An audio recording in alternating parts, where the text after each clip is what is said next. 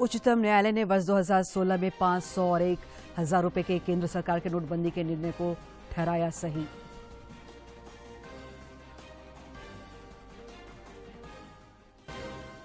रजरप्पा छिन्नमस्तिका मंदिर में मुख्यमंत्री हेमंत सोरेन ने परिजनों के साथ पूजा अर्चना, नववर्ष के अवसर पर राज्यवासियों के कल्याण की कामना की।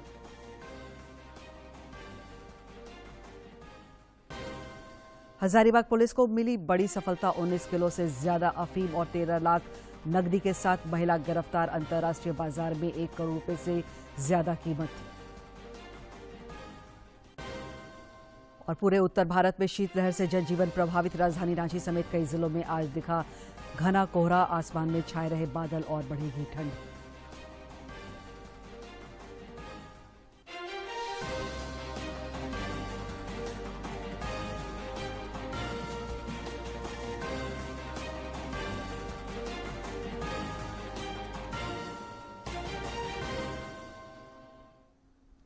नमस्कार, खबरें झारखंड में आपका स्वागत है। मैं हूं दिव्या और अब समाचार विस्तार से।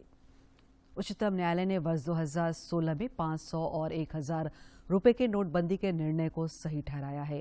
न्यायालय ने कहा है कि इस निर्णय से पहले केंद्र सरकार और भारतीय रिजर्व बैंक के बीच परामर्श हुआ था। बहुमत के आधार पर फैसला देते हुए न्यायमूर्ति BR गवई ने कहा कि नोटबंदी का उद्देश्य काला बाजारी रोकना और आतंकी गतिविधियों के लिए धन पर रोक लगाना था।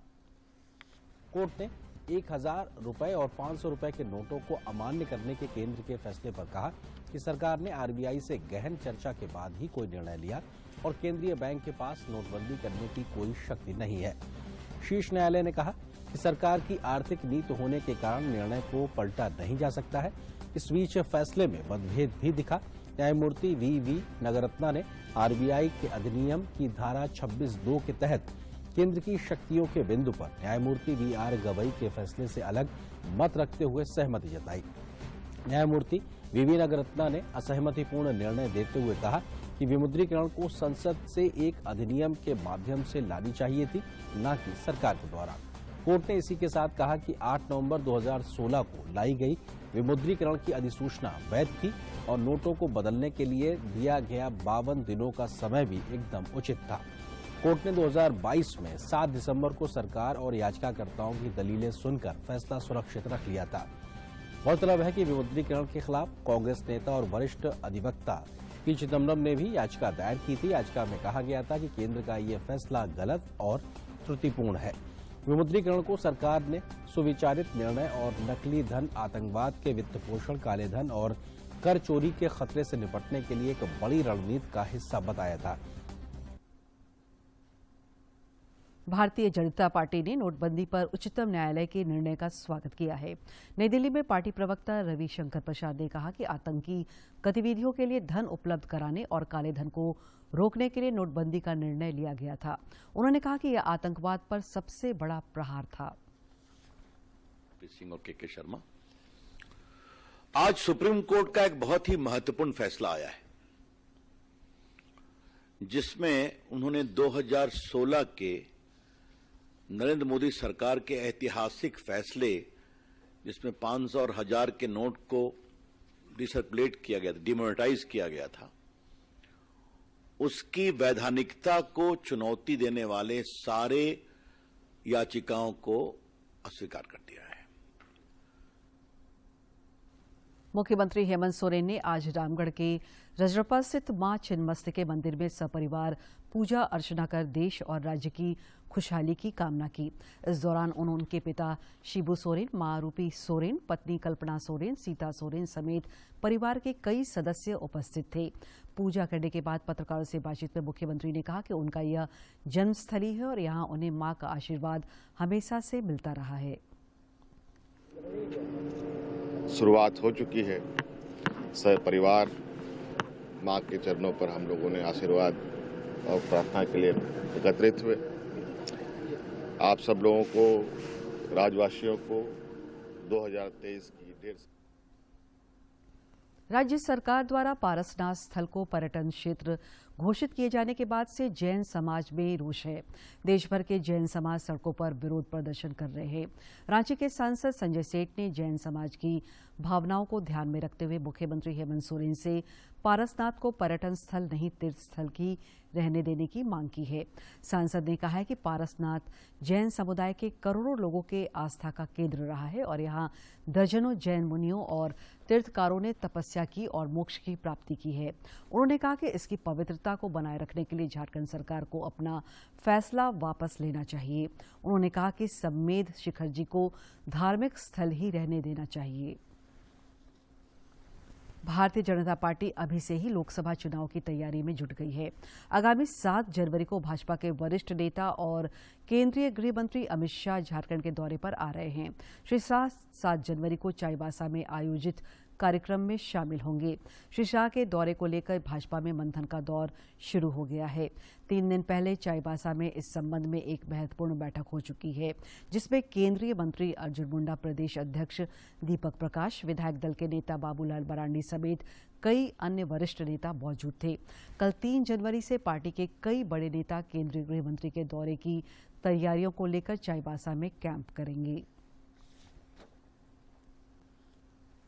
देश में पिछले 24 घंटे के दौरान कोविड के 173 नए मामलों की पुष्टि हुई है।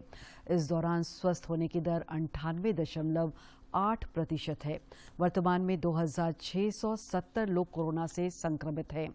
इधर कोरोना के खिलाफ जारी टीकाकरण अभियान में देश भर में अब तक 220 करोड़ से अधिक टीके लगाए जा चुके हैं।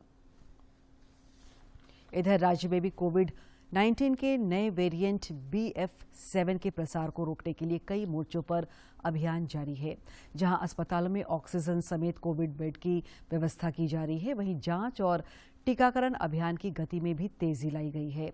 कोडरमा में जिला प्रशासन और स्वास्थ्य विभाग की पहल पर सभी सरकारी विद्यालयों में स्कूली बच्चों के बीच मास्क उपलब्ध कराया गया और बच्चों को कोविड अनुरूप व्यवहार का अनुपालन करने की भी सलाह दी गई।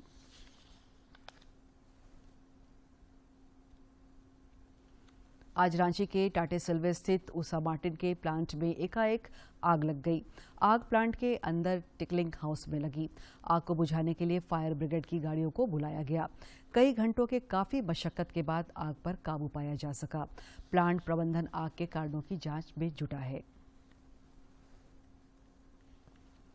16 जनवरी को नई दिल्ली के विज्ञान भवन में चुनाव आयोग द्वारा विकसित prototypes remote electronic voting machine RVM की कार्यप्रणाली का राजनीतिक दलों के प्रतिनिधियों के लिए प्रदर्शन किया जाएगा। इसमें उनसे प्रोटोटाइप RVM की कानूनी, प्रक्रियात्मक, प्रशासनिक और प्रौद्योगिक चुनौतियों पर राय जानी जाएगी। इस अवसर पर आयोग की तकनीकी विशेषज्ञ समिति के सदस्य भी उपस्थित रहेंगे। इस मशीन से देश में कहीं से भी अपने मूल निर्वाचन क्षेत्र के लिए मतदान करना संभव होगा। इस प्रयास से प्रवासी मतदाताओं को मतदान के लिए वापस अपने गृह राज्य जाने की जरूरत नहीं पड़ेगी। एक रिमोट पोलिंग बूथ से 72 लोग मतदान कर सकते हैं।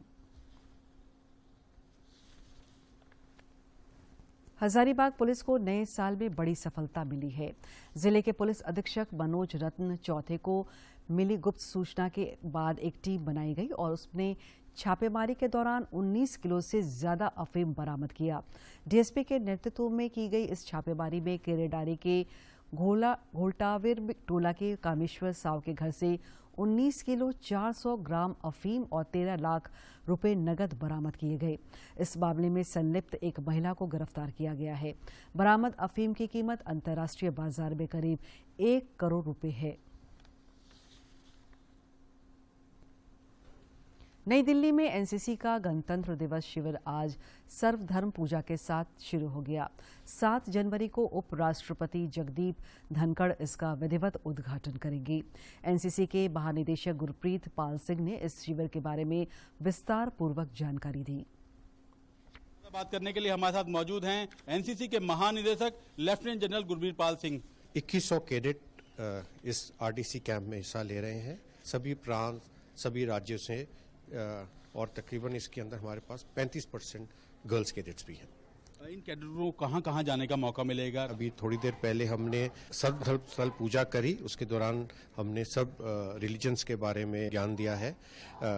इस कैंप के दौरान ये वेरियस कंपटीशन में हिस्सा लेंगे। राजपथ के अंदर हमारे 2 कंटिजेंट हिस्सा लेते हैं।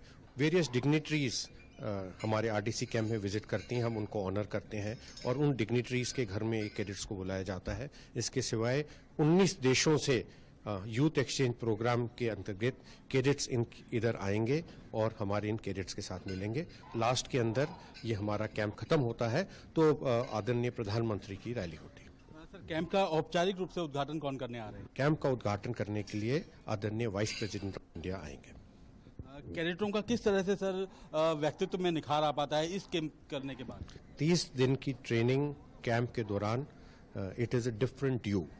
जो कैडेट हमारे पास आते हैं काफ़ी सिलेक्शन, डीप सिलेक्शन प्रोसेस, 4 से 5 सिलेक्शन प्रोसेस के बाद आते हैं। 17 लाख कैडेट से ये 2100 कैडेट सिलेक्ट होकर हमारे पास आते हैं और जब यहाँ का कैंप करके वापस जाते हैं तो ये एक अलग इंसान, अलग इनमें देश भावना, देश प्रेम की भावना आ जाती है। तो ये थे लेफ्टिनेंट जनरल गुरवीर पाल सिंह साहब जो बता रहे थे कि किस तरह से देश भर से करीब 17 लाख कैडेटों में से केवल 2100 कैडेटों को यह शिविर करने का मौका मिलता है और यह कैंप करने के बाद कैडेटों में एक अलग ही निखार भी आता है। कैमरामैन राजेश शर्मा के साथ गिरीश निशाना, डीडी न्यूज, दिल्ली।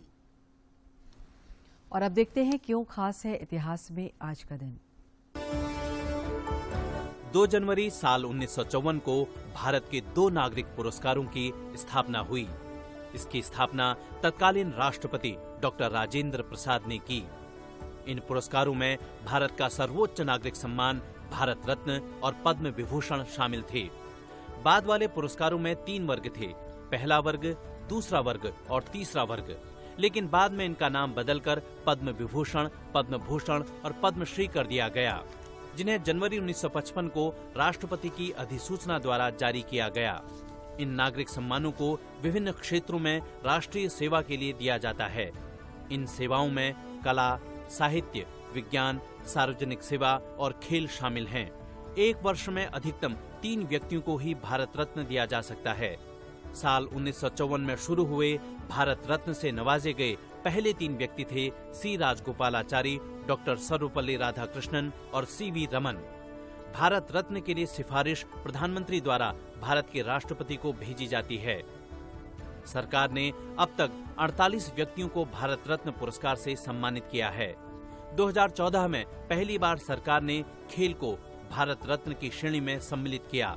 सचिन तेंदुलकर भारत रत्न से नवाजे गए सबसे युवा और पहले खिलाड़ी हैं। सरायकेला खरसावां के शंभू शंकर बेहरा ने पिछले दिनों भारत रत्न अटल बिहारी वाजपेयी की जयंती पर नई दिल्ली के संसद भवन के सेंट्रल हॉल में आयोजित सुशासन दिवस कार्यक्रम में शामिल होकर अपने जिले और राज्य का मान बढ़ाया है।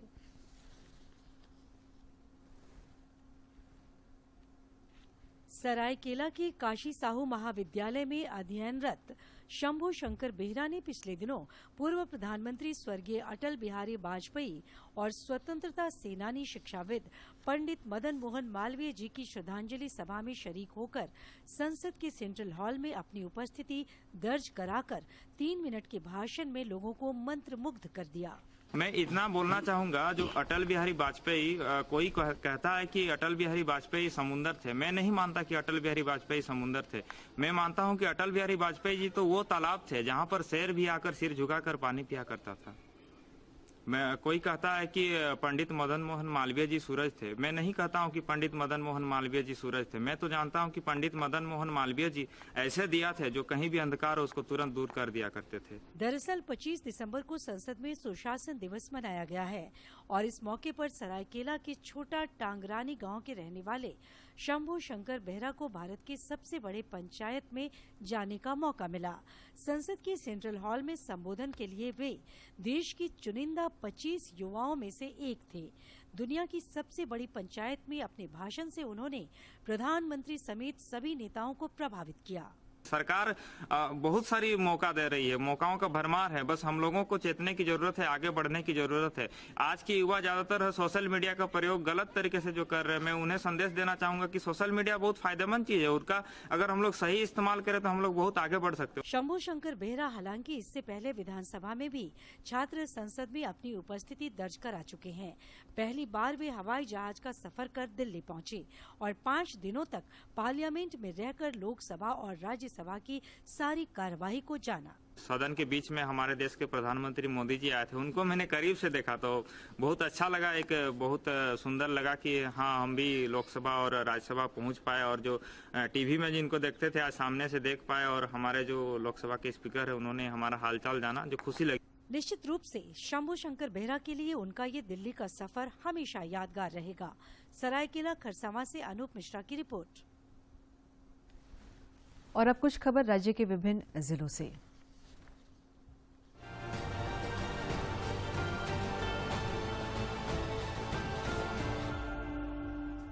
चास नगर निगम की ओर से आईटीआई मोड़ स्थित हाईवे किनारे हाईटेक मार्केट कॉम्प्लेक्स बनाने की योजना है।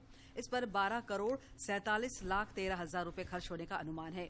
वहीं दूसरी ओर नगर निगम कार्यालय परिसर में 3 करोड़ 41 लाख रुपए की लागत से पार्किंग स्लॉट बनाने की योजना है। नागपुरी फिल्म अभिनेत्री ईशा आलिया की बीते 28 दिसंबर को पश्चिम बंगाल के हावड़ा में गोली मारकर हत्या कर दी गई थी। इस मामले की जांच के लिए पश्चिम बंगाल पुलिस रांची पहुंची। पुलिस की टीम ने बरियातू थाना क्षेत्र के टैगोर हिल रोड स्थित तारामणि अपार्टमेंट पहुंचकर ईशा आलिया के पड़ोसियों से इस बात की जानकारी ली कि उसके पति के साथ कैसे संबंध थे। रांची जिले के टाटीसिलवे स्थित उषा मार्टिन फैक्ट्री में आज भीषण आग लगने की खबर है। आग कैसे लगी अभी इसकी जानकारी नहीं मिल पाई है। मौके पर पहुंची दमकल गाड़ी से आग बुझाने का प्रयास जारी है। रांची हिंसा के प्रमुख आरोपी की बेल पिटीशन को झारखंड हाईकोर्ट ने ठुकरा दी है और आरोपी मोहम्मद नियाज को जमानत देने से इंकार कर दिया है। न्यायाधीश न्यायमूर्ति गौतम चौधरी की अदालत में दोनों पक्षों की बहस पूरी होने के बाद अदालत ने जमानत अर्जी रद्द करने का आदेश दिया। रांची ट्रैफिक पुलिस के ड्रंक एंड ड्राइव अभियान से काफी सफलता मिली है। रांची में शराब पीकर गाड़ी चलाने पर कार्रवाई हुई है।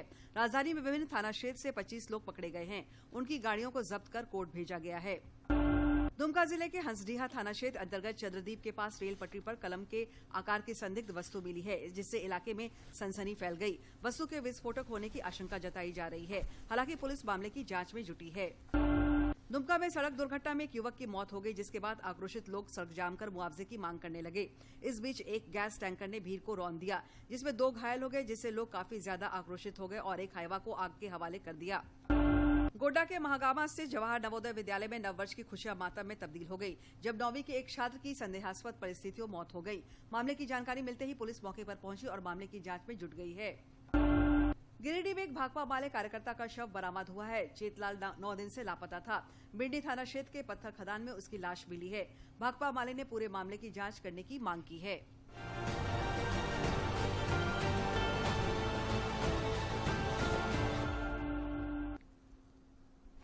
प्रधानमंत्री नरेंद्र मोदी और भारतीय कृषि अनुसंधान परिषद के निर्देश पर देश के 425 कृषि विज्ञान केंद्रों और भारतीय कृषि अनुसंधान परिषद की 25 शाखाओं में प्राकृतिक खेती पर अनुसंधान का पहला चरण आरंभ किया गया है। प्राकृतिक खेती मिश्रित खेती से कम लागत पर किसान अधिक उपज प्राप्त कर सकते हैं।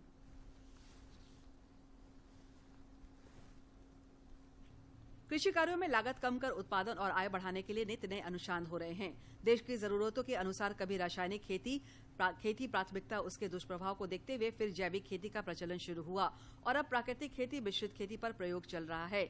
यह अनुसंधान पद्मश्री सुभाष पालेकर और गुजरात के राज्यपाल आचार्य देवव्रत के पूर्व में किए गए शोध से आए परिणाम के आधार पर भारतीय कृषि अनुसंधान परिषद की 25 शाखाओं और 425 कृषि विज्ञान केंद्रों में आरंभ किया गया है, जिसमें गुमला भी शामिल है। अभी हम अपने कृषि विज्ञान केंद्र के निर्देशन इकाई पे खड़े हैं। यहाँ पर हम लोग अपना एक प्राकृतिक खेती के अंतर्गत एक डिमॉन्स्ट्रेशन यूनिट बना रहे हैं, क्योंकि आज के दिन में प्राकृतिक खेती का मांग है। क्योंकि पहले प्राकृतिक खेती ही होता था, लेकिन कुछ कालखंडों में क्या हुआ, जनसंख्या बढ़ी, उत्पादन बढ़ाना था, रासायनिक खेती बढ़ी। लेकिन रासायनिक खेती का बुरा परिणाम आ रहा है कि स्वास्थ्य पर ज्यादा प्रभाव पड़ रहा था, उससे स्वास्थ्य खराब हो रहा था। इसके बाद में फिर कुछ कालखंडों में जैविक खेती का प्रचलन हुआ, जैविक खेती को बढ़ावा भी दिया गया।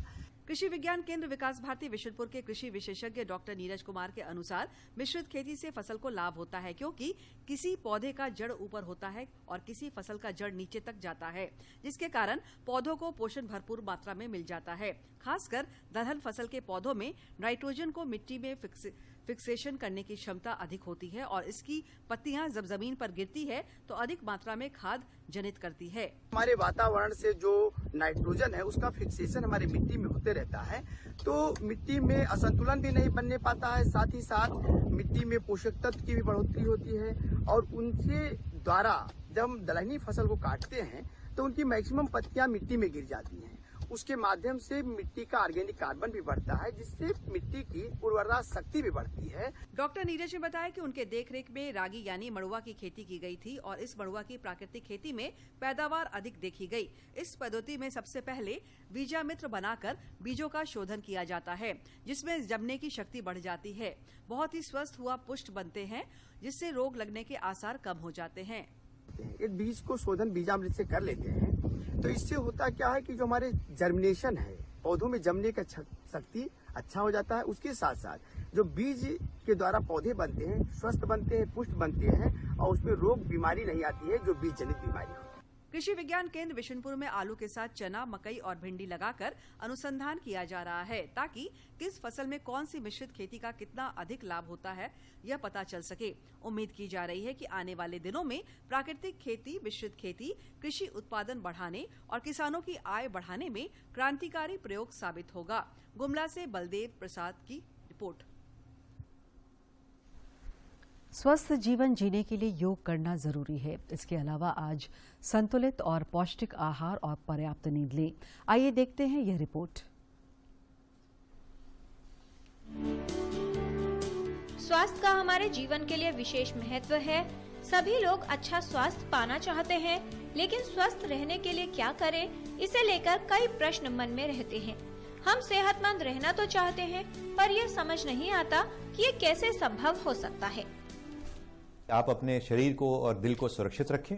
सुरक्षित कैसे रखें कि हम अपने खान पान का ध्यान रखें, चिकनाई वाले पदार्थों का इस्तेमाल ना करें, रेशेदार पदार्थों का इस्तेमाल करें जिसमें कि मिलेट्स, ज्वार, बाजरा, मक्का का रोटी, इस तरह की चीज़ें जो कि अनाज होते हैं इनमें रेशे ज़्यादा होते हैं। इससे आप अपने दिल को सुरक्षित रख सकते हैं। साथ साथ फलों और सब्जियों का प्रयोग आपको अधिक मात्रा में करना चाहिए। कोई दवाई चल रही है शुगर की, ब्लड प्रेशर की, तो आप उसका रेगुलर इस्तेमाल करें। डॉक्टर के बताए हुए इलाज को लगातार करते रहें और योगा, मेडिटेशन भी आपके लिए बहुत लाभदायक होते हैं। स्मोकिंग से तो और तंबाकू से किसी भी तरह से वो दूर रहना चाहिए और रेगुलर व्यायाम आपके लिए ब्लड प्रेशर भी कंट्रोल रखता है, आपकी शुगर भी कंट्रोल रखता है, सारे शरीर को स्वस्थ रखता है, दिल को तो स्वस्थ रखता ही है। आज की जीवन शैली जिसमें खान पान में गड़बड़ी, शारीरिक श्रम में कमी, देर से सोना, सुबह देर से उठना, नींद पूरी न होना और तनाव जैसे कारक शामिल हैं, ऐसे में कई समस्याओं का खतरा बढ़ रहा है और स्वास्थ्य भी प्रभावित हो रहा है। स्वास्थ्य को इस समय में ठीक कैसे रखा जाए, ये एक बड़ा प्रश्न है। हमारा शरीर, हमारा हार्मोनल बैलेंस इसी हिसाब से निर्धारित रहता है कि हम सुबह उठे समय से और रात को समय पर सोएं। दूसरा, हम प्रकृति से दूर होते जा रहे हैं। हम ऐसी वस्तुओं का सेवन करने लगे हैं जो कि आर्टिफिशियल हैं, जो कि बनाई गई हैं। जितना अधिक हम नेचुरल फूड या प्राकृतिक फूड का सेवन करेंगे उतना सेहत अच्छी रहेगी। तीसरी बात, हमने अपने भोजन को समय देना बंद कर दिया है।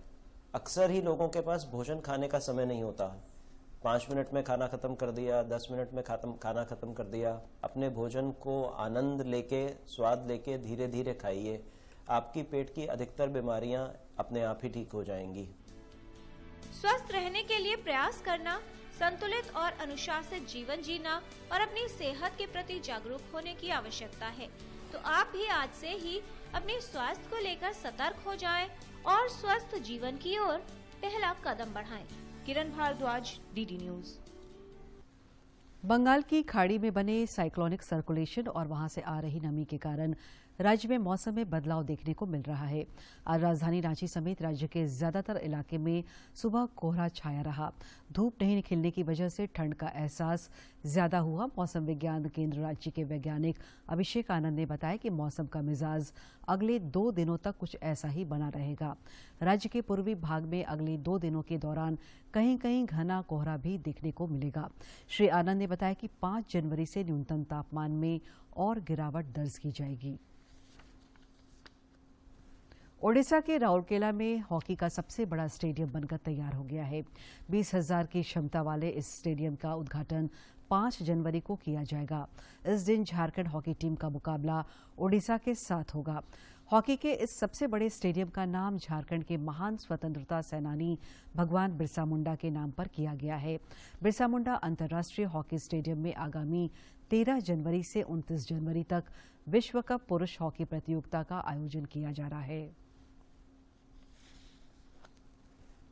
पंजाब में आयोजित पावर लिफ्टिंग इंडिया द्वारा आयोजित प्रतियोगिता में झारखंड की टीम ने विभिन्न कैटेगरी में कुल 36 पदक जीते हैं। रांची लालपुर के रहने वाले आदित्य ने 75 किलोग्राम भार वर्ग में कई पदक अपने नाम किया है। श्रीलंका और मेजबान भारत के बीच कल से 3 T20 और 3 वनडे मैचों के सीरीज का शुरुआत होगी।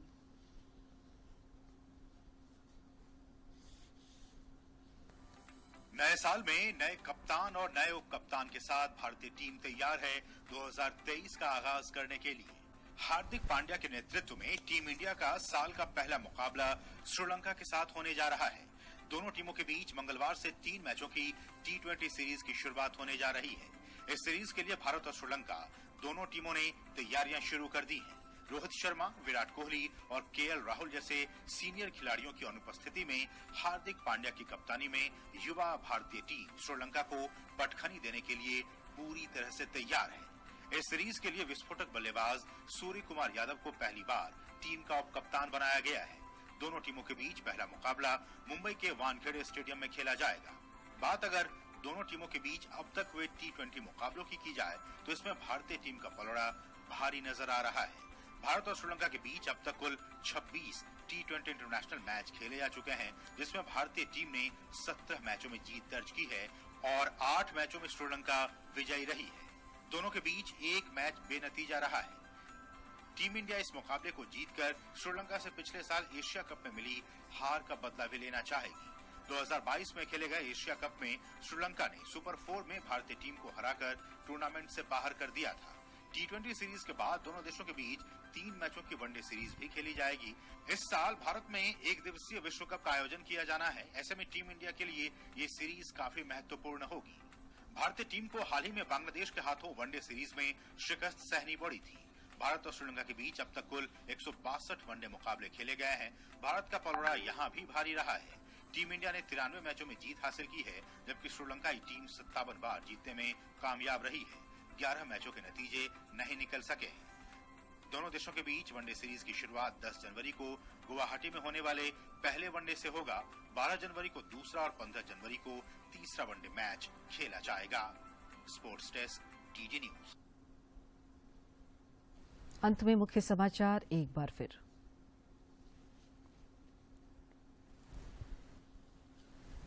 उच्चतम न्यायालय ने वर्ष 2016 में 500 और 1000 रुपए के केंद्र के सरकार के नोटबंदी के निर्णय को ठहराया सही।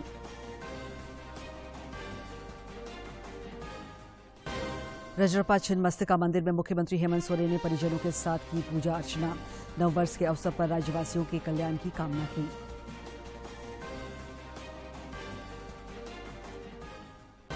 हजारीबाग पुलिस को मिली बड़ी सफलता। 19 किलो से ज्यादा अफीम और 13 लाख नकदी के साथ महिला गिरफ्तार। अंतर्राष्ट्रीय बाजार में 1 करोड़ रुपए से ज्यादा कीमत।